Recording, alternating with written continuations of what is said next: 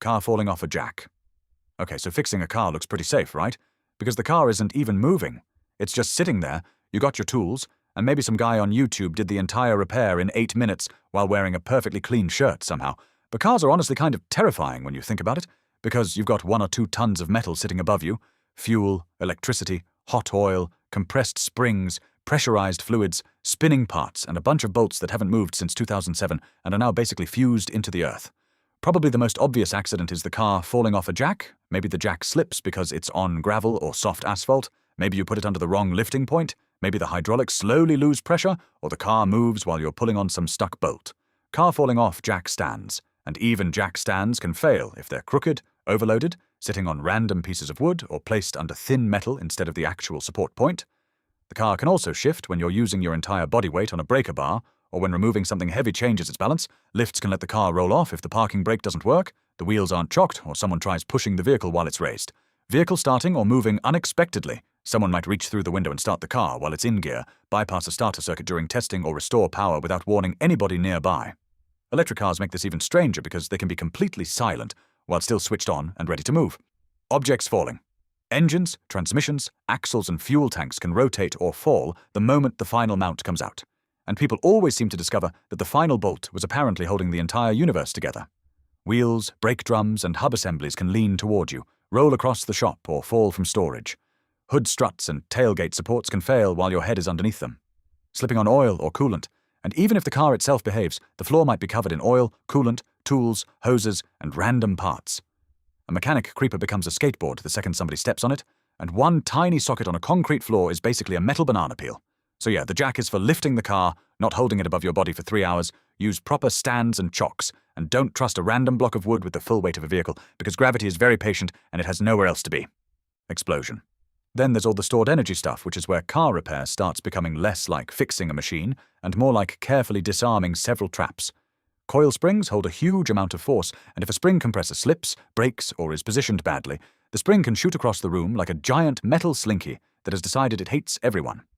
A damaged tire can burst while being inflated if the sidewall is weak or the bead isn't seated correctly, and truck tires are much worse because they hold way more compressed air. Old multi-piece wheels can launch their locking rings like giant metal frisbees if the pieces are damaged, mismatched, or installed wrong. Heating a wheel while the tire is still fitted can create pressure inside, even if the tire was already deflated. Hydraulic systems can release a stream of fluid so thin you barely see it, but strong enough to pierce the skin and inject oil underneath it. An air hose can break loose and whip around the floor, while pneumatic tools can throw sockets or attachments. Hydraulic presses can apply several tons of force, and if the part isn't straight, it can shoot sideways when it finally releases. Welding burns and fire. Welding creates sparks, molten metal, harmful light, and fumes, and something on the opposite side of the panel might be slowly catching fire while the side you can see looks completely fine. Eye injuries from metal and rust, dirt, wire wheel strands, and metal fragments constantly fall toward your eyes when you're underneath a car. Sheet metal, broken plastic, rusted exhausts, and cut cable ties somehow become tiny knives. Wear eye protection, keep your face out of the release path, and if a press setup starts leaning sideways while you're applying 10 tons of pressure, maybe don't solve that problem by adding another 2 tons. Petrol spill and fire. Fuel, batteries, and electrical systems are another entire category of things that look completely normal until suddenly there's fire everywhere. Petrol vapor can travel across the floor and ignite from a heater, cigarette, grinder, inspection light, or tiny electrical spark, and it can collect in low places like inspection pits.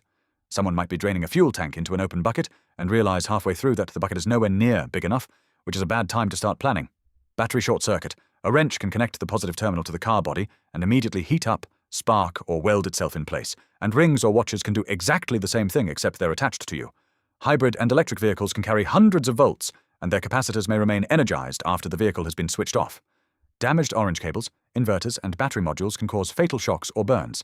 Damaged lithium batteries may hiss, pop, smoke, catch fire, and then reignite later after everyone thought it was finished. Accidental airbag deployment. Airbags and seatbelt pretensioners contain pyrotechnic devices so they can fire while somebody is leaning directly over the steering wheel, seat, or dashboard. Powered seat and window injuries. Seats, windows, sunroofs, and convertible roofs can move when electrical power is restored and trap whatever happens to be in the mechanism. So remove and control the key, isolate the correct systems, follow the manufacturer's weighting procedures, and don't casually touch orange cables because the car has already made the dangerous part. Bright orange for you, which is honestly quite considerate. Used oil skin damage, repeated contact with used engine oil can damage the skin, and washing it off using petrol or harsh solvent somehow makes the entire situation worse. Two-part automotive paints may contain isocyanates that can cause occupational asthma, while sanding creates fine paint, filler, and metal dust. Running an engine indoors can fill the shop with carbon monoxide, which has no useful warning smell, and may cause headache, dizziness, confusion, or collapse. Hearing damage. Impact wrenches, grinders, air hammers, and compressors can permanently damage hearing over time. Wear proper earplugs or earmuffs when using loud tools. Keep compressors and noisy machinery maintained, and don't assume you're safe just because you're only using the grinder for 30 seconds, because those 30 seconds happen again and again all day.